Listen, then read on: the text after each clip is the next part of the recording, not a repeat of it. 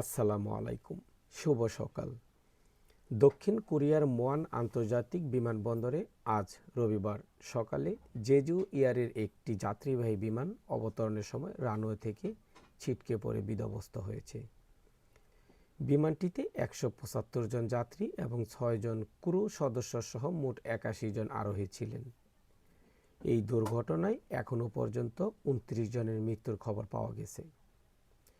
বিমানটি থাইল্যান্ডের ব্যাংকক থেকে মোয়ান বিমানবন্দরে আসছিল।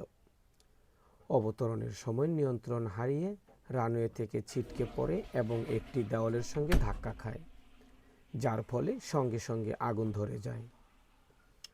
দুর্ঘটনার পরপরই উদ্ধারকর্মীরা ঘটনাস্থলে পৌঁছে আগুন নিয়ন্ত্রণে আনেন এবং আহতদের স্থানীয় হাসপাতালে নিয়ে যান।